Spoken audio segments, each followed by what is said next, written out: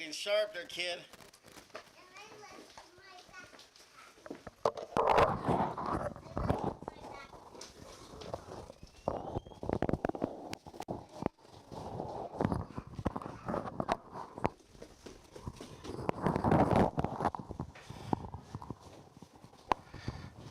The only one that doesn't have a hat is Finney. We're gonna have to fix that. Yeah, no, he needs a hat. Yeah, I like to use a hat rack. But now now we're gonna use our heads for more than just a hat rack. All right. Who's got that verse memorized?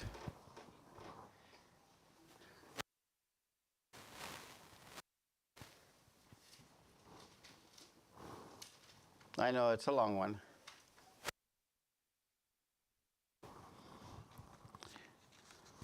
I'll let you think about it.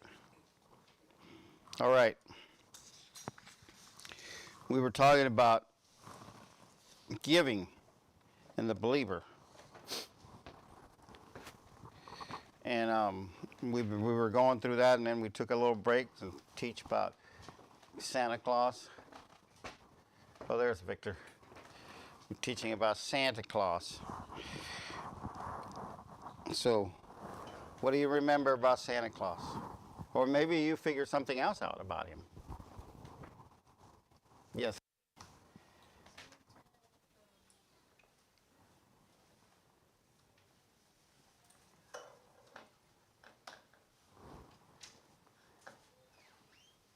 There's the old sailor.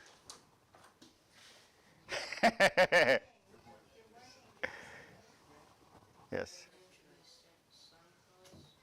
Santo Claus, not Santa Claus. Santa Claus is for a girl. Yeah. Santo would be Santo Claus, like son. You don't say San Juan, Santa Juan, you say San Juan, right? Yes. He gives gifts depending on where you are and which book. So if you're naughty, you get a bad gift. Yeah. If you're in the good book, you get a good gift. Uh-huh. So if you're in the book of life. So he believes in the works too. Yeah. If you've been a good boy, you've done good things, then you can get gifts. It's everything you do, just like God does. All right, so remember all that? So good. I'm glad you guys remember what you guys learned last Sunday. That's good. All right, now, let me give you another question here. Here's a general question for everybody. Raise your hand first. Don't just blur it out. Give me the 3 types of people you have in the Bible. The 3 groups of people you have in the Bible.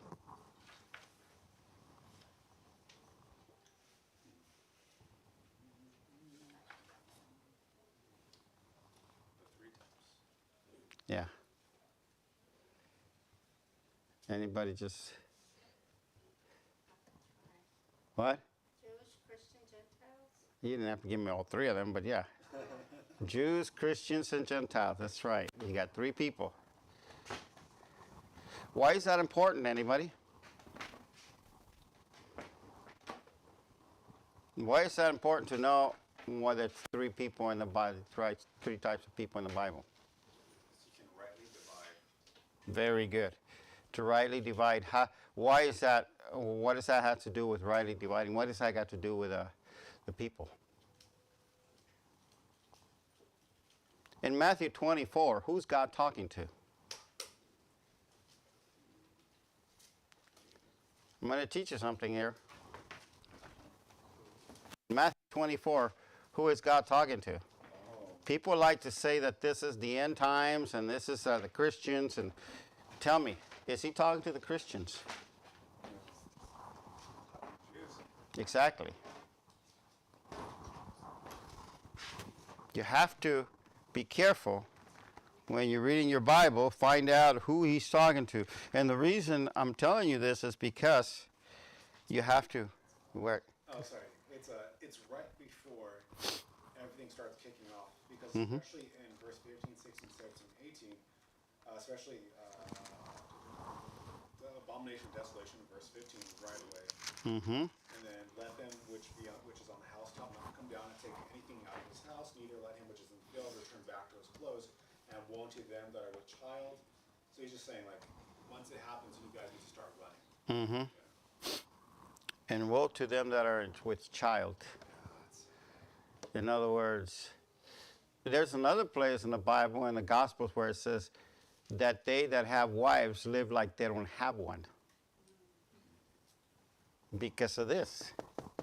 He's talking about the end times. You know, there's only one prophet he was told not to have any children. Who was that? Not to take a bride or a wife from that place. Because again, they were fixing to go into captivity.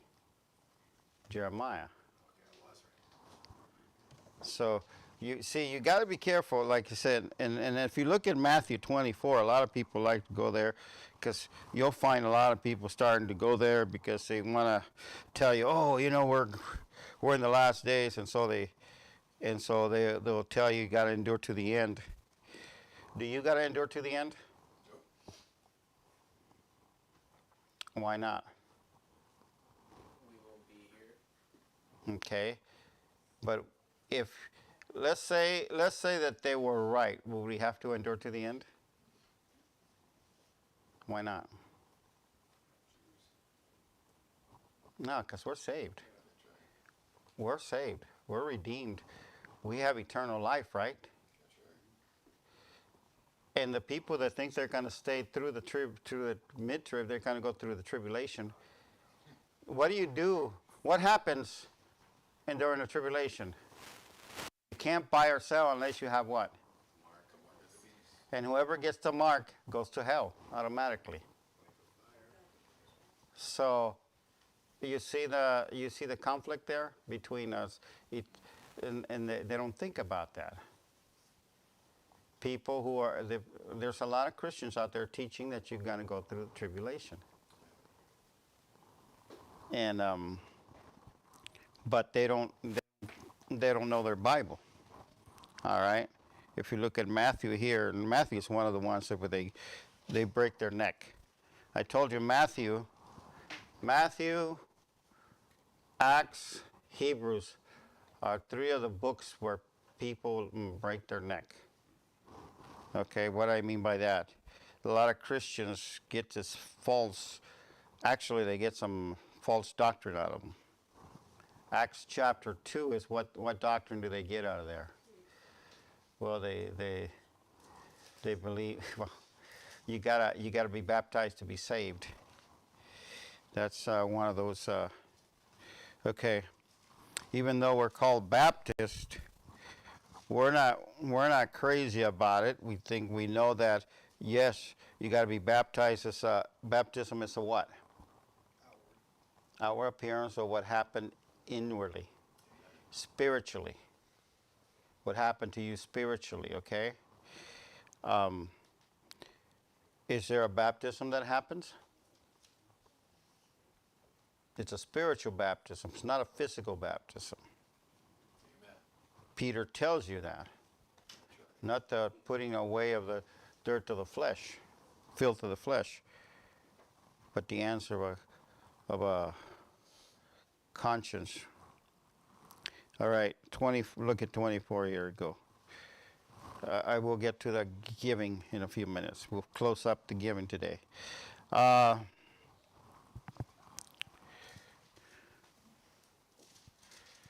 Matthew 24. Let me get my glasses so I can see better.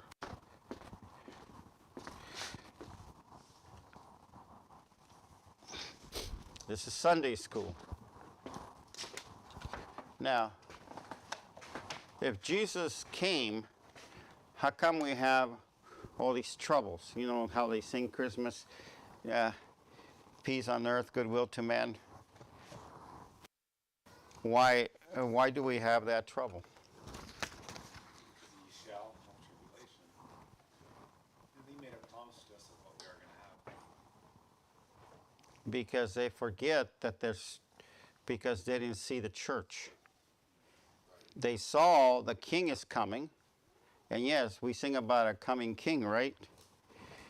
Go to 24 before my mind has got so many things I want to teach you, but because all these things are going on, and you guys need to know these things. In Jeremiah 23, I'm going to show you something.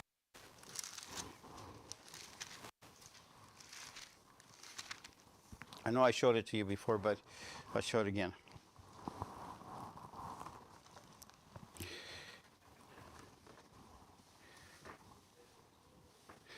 Look at verse 5. Behold, the days come, saith the Lord, that I will raise unto David a righteous branch. That word branch is very important.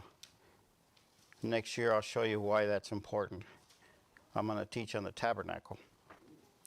And so, behold, the days come, saith the Lord, that I would raise unto David a righteous branch, comma, and a king shall reign and prosper, and shall execute judgment and justice in the earth. Okay. You got that there. And you got, joy to the world, the Lord is come. Let earth receive her king. Is Jesus a king? He may be a king, but not yet. He came as a what? As a lamb. Behold, the days come, saith the Lord, that I would raise unto David a righteous branch, comma. You should have a comma there. And a capital branch, because that represents a person. And a king shall reign and prosper. So first he comes as a branch, then he will be the king. Righteous branch. What does means righteous? He's of the seed of David. That's why he's like the root of if there's a branch from David, descendant of David. Of the tree, you say your family tree. Well, he's a branch from the family tree of David, right? So have that first as a righteous branch. Came a lamb.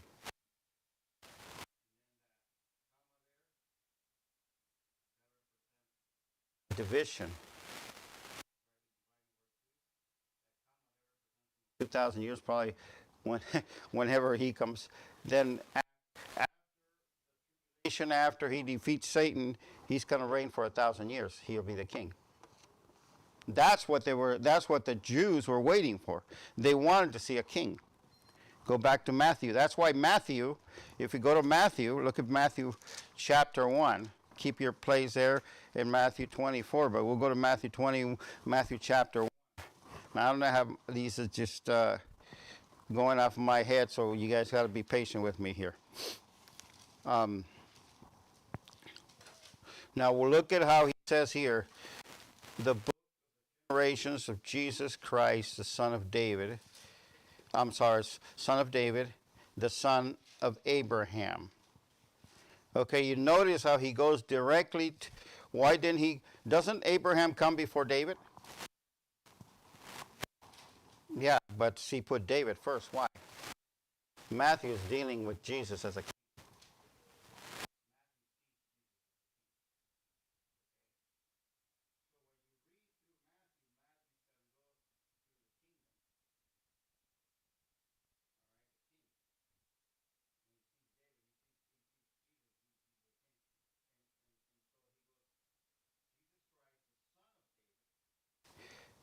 The son of Abraham. Abraham begat Isaac, and then he goes down, all the way down. So he starts with a king. Okay? That's why when you see that's him. Now, Mark starts it. What does Mark do? Look at how Mark does it. Does Mark give him so in Matthew, but how does Mark say it?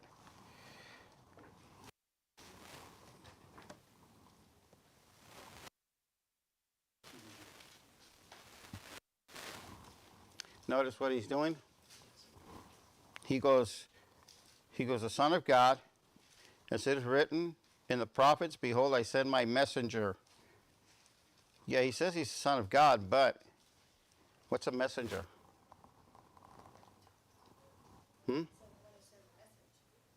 Okay, messenger would be somebody sent.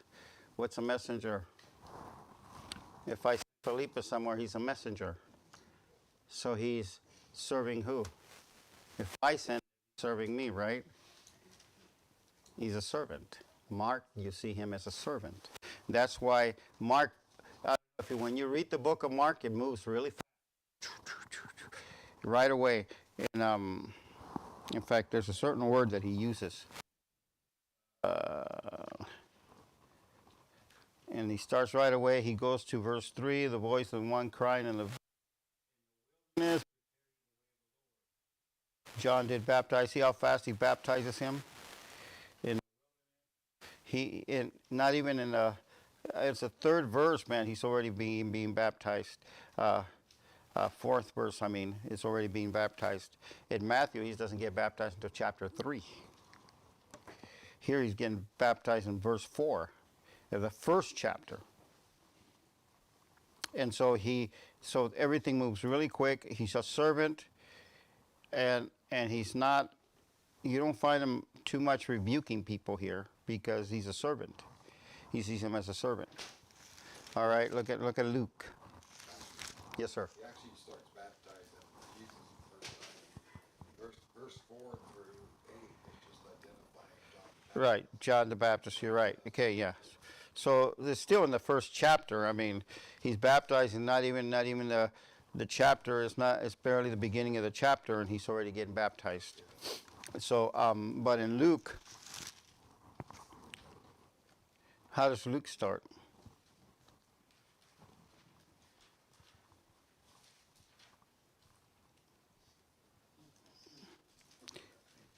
There's an introduction. Luke says, and that's just like a man.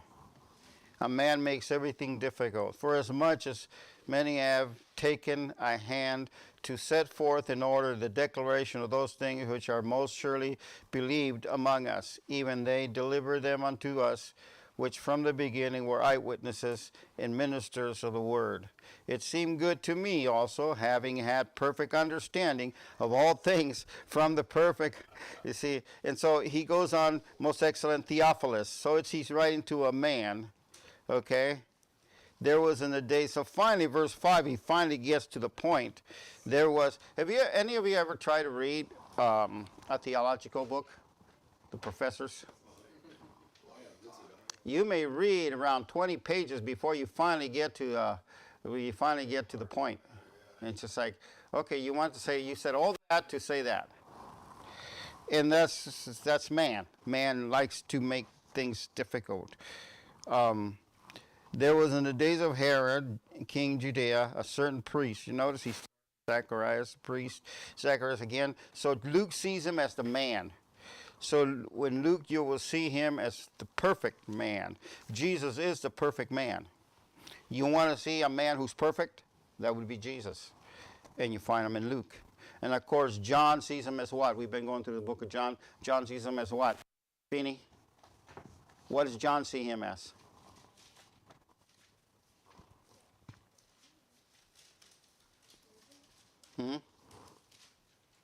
What does John see Jesus as? Freddie? Don't remember?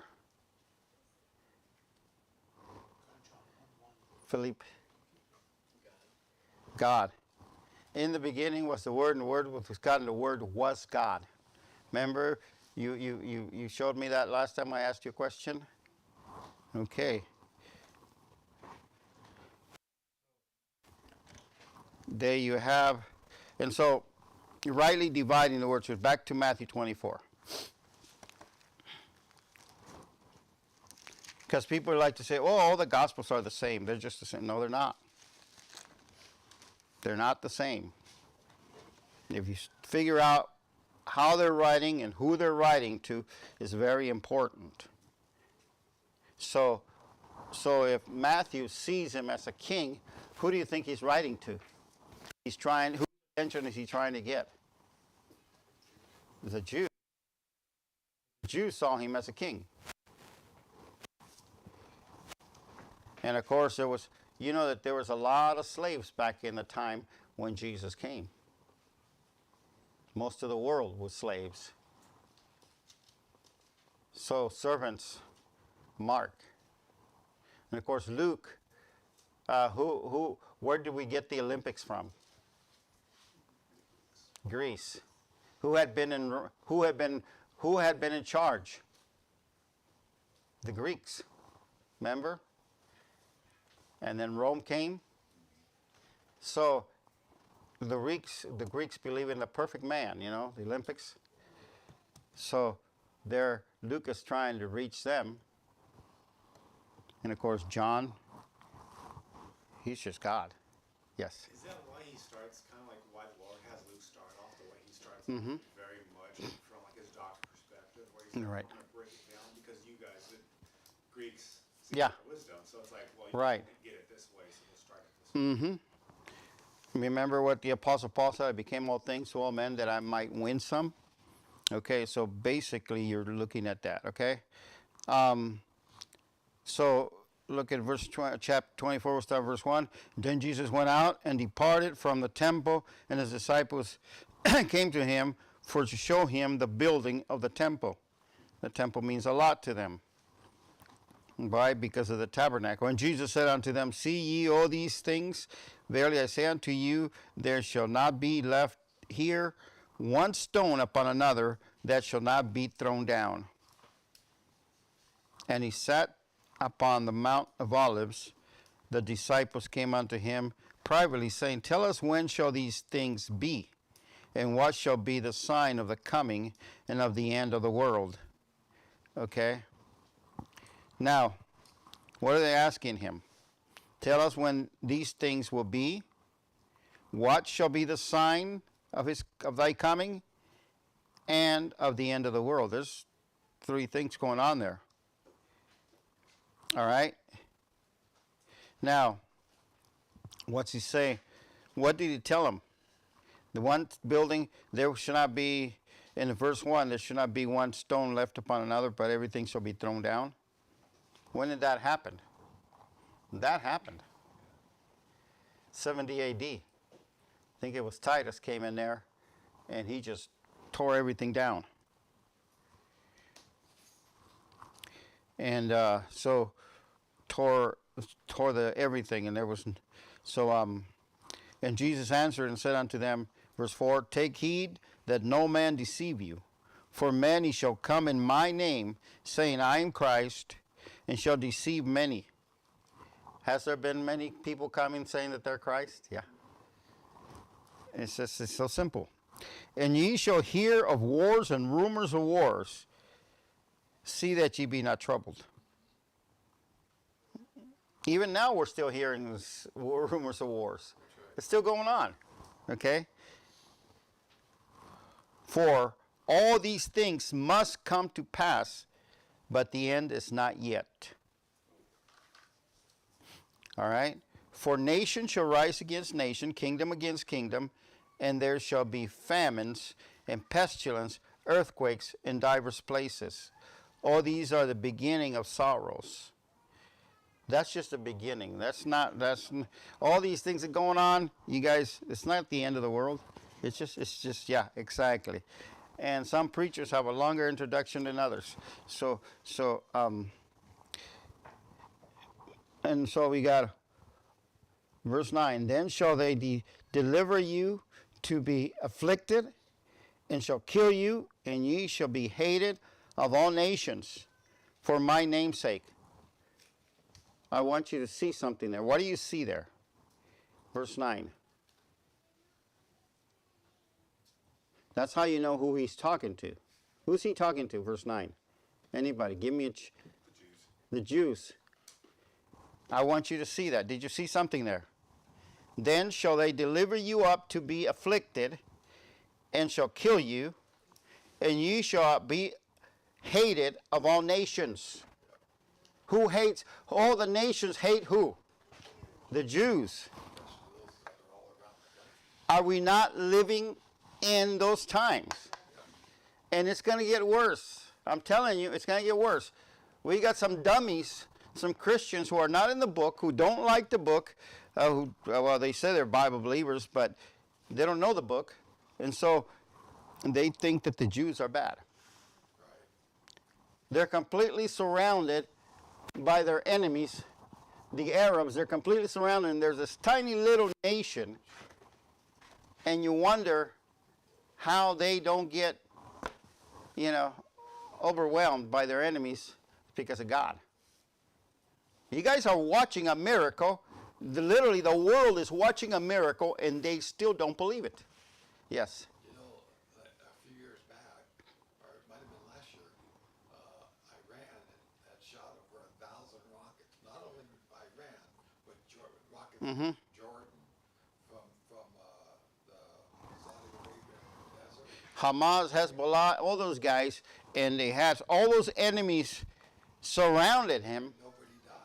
And yeah, because God is going to protect Israel. I'm telling you, I got to break down again. I had a list of all the things where God just promises Israel that once they get into the land, and they did in 1948, once they got into the land, they're not coming out. They're staying there. The only ones that can get them out is God, but God isn't going to get them out. God gave them the land. The land is theirs. Most people don't know history, or they don't want to know history because they don't teach it anymore. Okay, verse 10. So they'll be hated of all nations. So there he's talking to the Jews. Are you hated of all nations? As you're personally? No. Most nations don't know you. You're not that well known. He's talking to the Jews. See? That's why, so when some preacher gets up there talking about, we're going to talk about, and he starts the end, the end times, and he starts chapter 24, he's way off. All right? I'm teaching you the Bible here. And many, verse 11, false prophets shall rise and shall deceive many. You've seen that happen. Verse 12. And because iniquity shall abound, the love of many shall wax cold. People will get cold-hearted. Now think about that.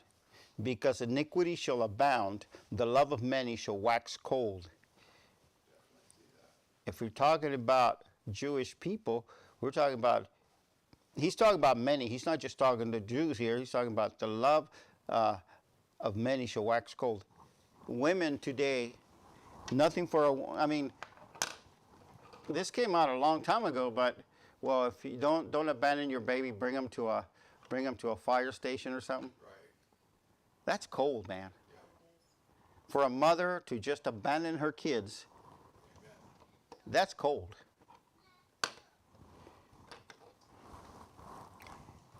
You say, I don't care what she's going through. You know what? A mother's going to love her kids and hold on to them. But because iniquity shall abound, the love of many shall wax cold. And that's just one example. It's nothing for people to chop your head off nowadays. The way they're doing, like they did in Australia, this guy just goes out there, they start shooting everybody down. Right. That's, it's, things like that are going on, and it's more rampant. It's just going on so much. Didn't they said that they thwarted an attack in L.A., Right. FBI. Also, the same group. And so these people think nothing of it killing you. Can you imagine a God who wants you killed? If you're an infidel, kill the infidels. Right. What kind of God is that? Well, the world says it's a peaceful God. No, it's not. Not if it says kill the infidels. If you disagree with me, I'll kill you. That's the kind of attitude we have people nowadays. All right. Let me move on. Where was I? Verse 13 now. But he that shall endure to the end, the same shall be saved. So we know it's not during grace, time of grace, right?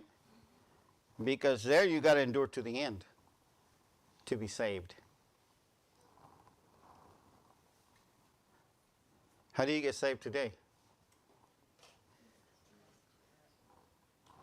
How do you get saved? Finney? Exactly. But what does it say in verse 13? He that endures to the end. That means we're talking about another period. The tribulation. During the tribulation,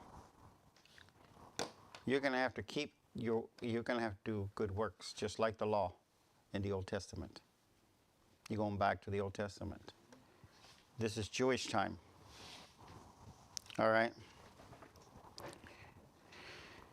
In this gospel of the kingdom, see, that's where they get lost. They think every time the word gospel appears, they think that's how you look into their stores the cross, look at the cross. No. The gospel. What does gospel mean? Anybody? Good news. What was the good news to Adam in the garden? What was the gospel to Adam? You can eat of all the trees in the garden, but of that one tree. That was the gospel to him. All right? So it's different. In the Old Testament, what did you have to do? In the law, you had to keep the law. All right? So, so the gospel of the kingdom shall be preached in all the world for a witness unto all nations, then shall the end come. The gospel of the kingdom. The kingdom of, we're talking to the Jews, so it's the kingdom of heaven. That's when David is sitting on the throne. And you're going to find out David sits as a prince. It almost seems like he comes back to life or something. David comes back to life, and Jesus is the king. David will be there. So it's pretty interesting. For the kingdom shall be preached unto all the world, unto all. Verse 15, when ye therefore shall see the abomination of desolation by Daniel the prophet, stand in the holy,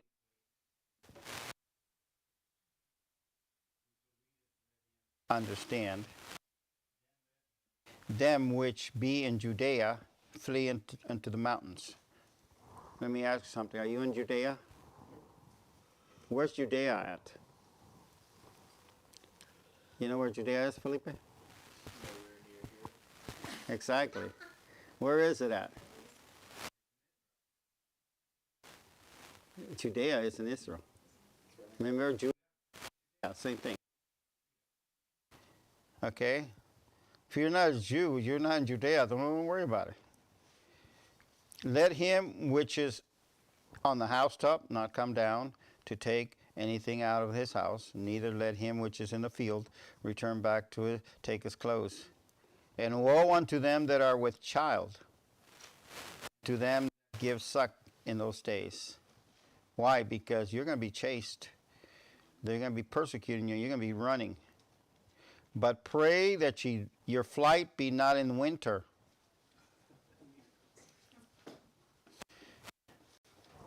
Yeah. Pray that it's not during winter.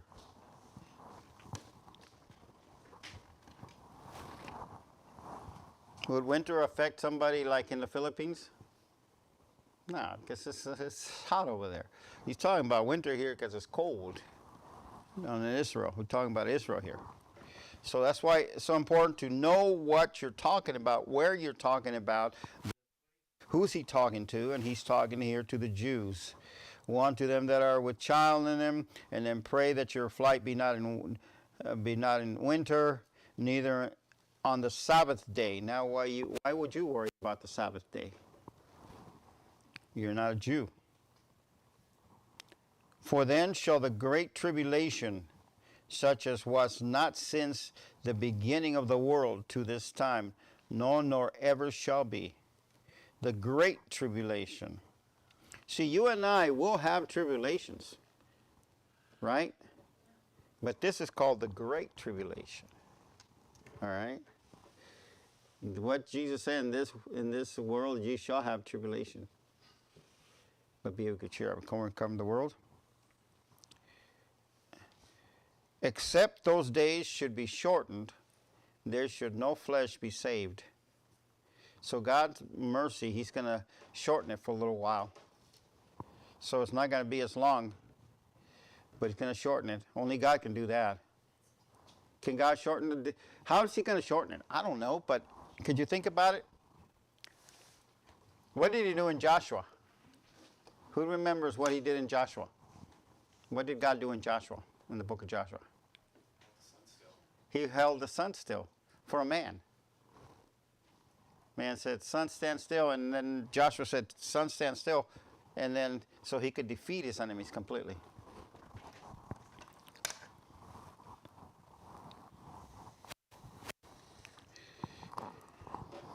No flesh shall be saved for the elect's sake. Those days shall be shortened.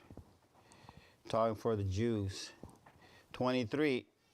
Then if any man shall say unto you, Lo, here is Christ, or believe it not. For there shall rise false Christ and false prophets. We've seen many of those. And shall show great signs and wonders, insomuch that if it is possible, they shall deceive the very elect. You realize what he just said here? He'll show you great signs and wonders. You're going to see people do things, and you say, man, this guy's got to have God all over him. Not necessarily. He's trying to deceive you. Remember, the devil can do things just so much as you can be deceived. The very elect. Behold, I have told you before. Wherefore, if they shall say unto you, Behold, he is in the desert, go not forth. Behold, he is in the secret chambers, believe it not. For as the lightning cometh out of the east, and shineth even unto the west, so shall the coming of the Son of Man be. He shows you how fast that's going to be. It's like lightning, man.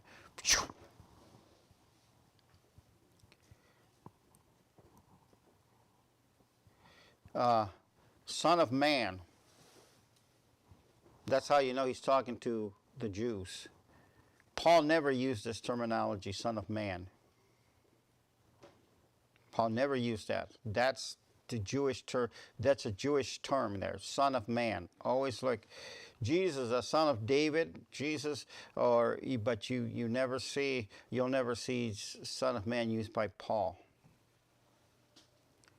For wheresoever the carcass is, there will the eagles be gathered together. Remember, it calls all the birds come over, feast for you. That's where Jesus goes and just defeats all the armies of the heathen.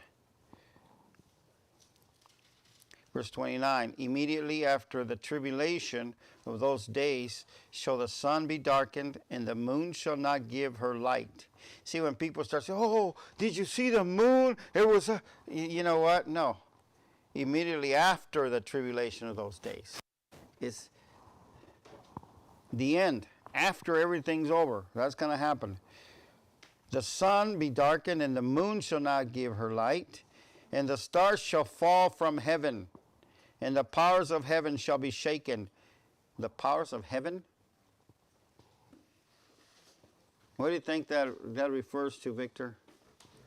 Just give me something, ballpark. What's that, sir? The powers of heaven. The powers of heaven? I don't know, I can only guess that's when the angels descend.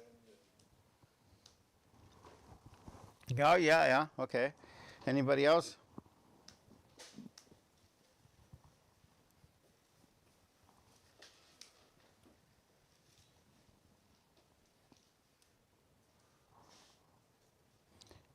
You know what he's messing with? He's messing with with fallen angels and Satan, man. Satan's not in hell. He's, according to Job, where is he at? He's going up and down, man. Just like a bad wife who doesn't stay home. She just goes all over the place.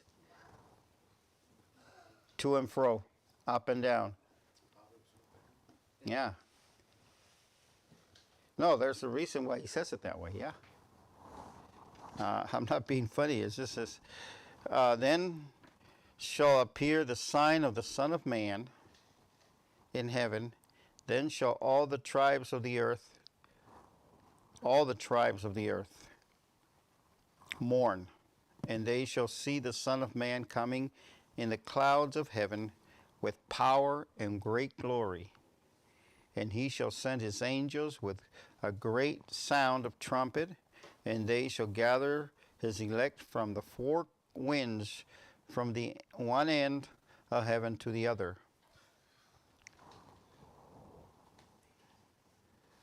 You know who's going to get the Jews? He's been getting the Jews, getting them back to Israel. He's been gathering them. But you know the ones that don't go back? I've said it before, and I've heard it from an old man, and I'll say it to you. It says, World War I was to prepare the land for the Jews. World War II was to prepare the Jews for the land. Amen. But see, they didn't all go back, did they? So there's a lot of persecution coming till we get them back over there. Now, this doesn't sound, this, oh man, that's just, well, take it up with God. Then, now, verse 32, learn this parable.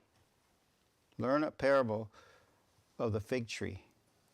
When his branch is yet tender, and putteth forth his leaves, ye know that summer is nigh. Can somebody tell me the tree that Jesus cursed?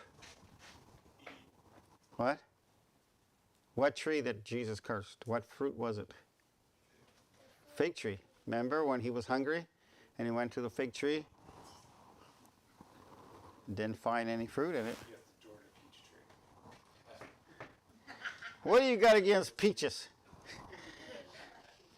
Fig tree. Now learn the parable of the fig tree. Why the fig tree? Because fig tree represents Israel. His branch is yet tender, putteth forth leaves. Ye know that summer is nigh. So likewise ye, when ye shall see all these things, know that it is near, even to at the doors. Yep. Verily, verily, I say unto you, this generation shall not pass till all these things be fulfilled. Heaven and earth shall pass away, but my words shall not pass away. Put that one, mark that one down, and give it to the Jehovah's Witnesses and tell them, look, hey, you know what?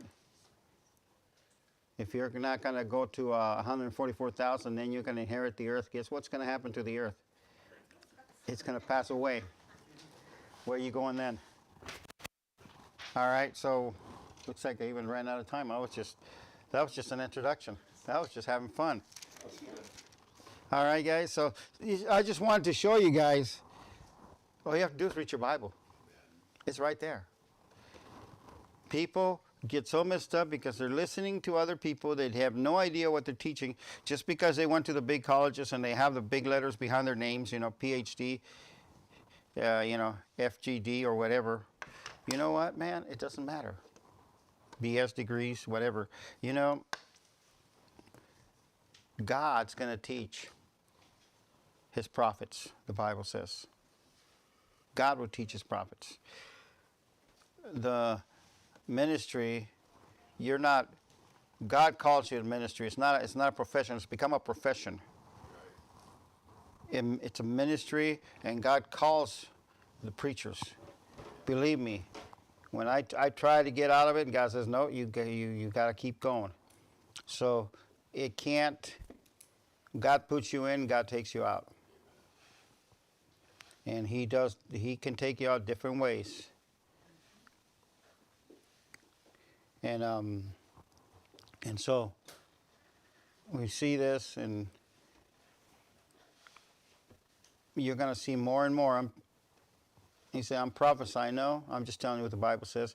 There's going to be more hate of the Jews and more killing of the Jews. And other Christians are going to be hating the Jews. Don't hate the Jews. The Bible says, pray for the peace of Jerusalem. They will prosper that love thee. I will, yeah, that's right, brother. I will curse them that curse thee and bless them that bless thee. He told Abraham. And it still stands. God hasn't voided it yet. And he won't. So, you know what? What happened to Haman when he put up the gallows for the Jew that he hated? He ended up hanging from them. And his whole family, that's right. All right, let's take a break.